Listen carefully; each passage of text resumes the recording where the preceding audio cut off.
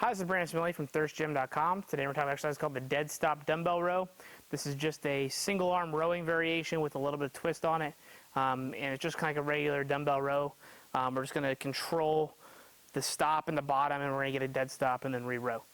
So if you've seen any kind of rowing or dumbbell rowing we've done, probably pretty similar to that. We're just going to flare it up a little bit. So what you're going to do is you're going to get in your standard rowing position. With this one, you can choose to whether you want to be in a tripod stance or you want to be in a staggered. I think with the dead stop, the staggered works better. It feels better. It's a little more natural, but by all means, try the tripod if you also want to. So I'm going to have one hand placed on a bench or a rack or whatever it is that you need to place it on. That same leg's going to be forward. I'm going to get good and long. The dumbbell is going to be on the floor, but for me to get back there, I'm going to hinge back. So I want to make sure my back stays in good position. I'm going to grab the dumbbell good and strong. And then what I'm going to do is I'm going to row almost explosively. So by all means, you can get heavy on this, but don't sacrifice your technique and try to like start a lawnmower. Still keep your back and spine and everything good and neutral and basically parallel to the floor.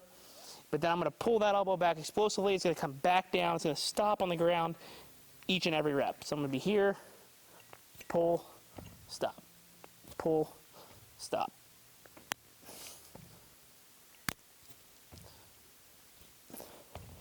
So I'll give you another angle.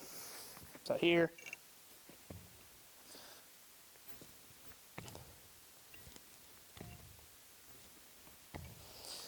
So what we're basically trying to do with this is not only have to be more explosive, but for each individual rep, we got to recontract all the musculature to get it moving from the dead stop position, which is a little more taxing. Think about doing a deadlift versus squat.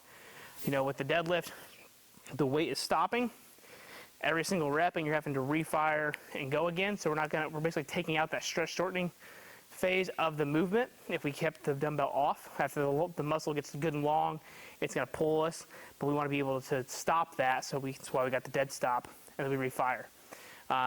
For your athletes that need that initial explosiveness, without a huge stress shortening cycle or a very brief stress shortening cycle, where they have to stop for a little bit, this could be something that's very beneficial. It's also, again, like I said, just a way to mix things up. And you've also got the single arm component and a little bit of abdominal work. There's just a little bit of everything here. The other thing I'll say is that when you do this, keep your reps on the lower end and try to make it look snappy. Like I kind of said at the beginning, you don't want to pick a dumbbell that's stupid heavy and you basically look, you're starting your lawnmower and you're yanking. Really still focus on a good elbow pull back, good lat and back contraction while you're rowing. I think you'll get more from this. The other thing I will say is that when you do this, I would say this is almost like essentially a repetition power exercise if you want to look at it that way. But also when you're coming down, you're having to decelerate the dumbbell under control because you're not just letting it go. If you kind of row back and forth, you're kind of, like I said, we're benefiting off that stress shortening cycle. So to have to slow it down and let it stop every time is also a little bit more taxing as well. So you're looking at a way of controlling time under tension, but also by removing the stretch shortening reflex of it that comes with that stretch shortening cycle. For us, this is usually a 3 to 5 set exercise for usually about 6 to 8 an arm. Every now and then we'll dabble into the 10s, but usually we keep this a little bit more on the heavier side of things. And it's usually just a variation that we try to provide for our rowing and for our programs, but we also use it sometimes when we're having some of our high school kids try to peak in certain sports. So especially when it comes to our upper body stuff, training upper body power from the back is usually not something that's thought about.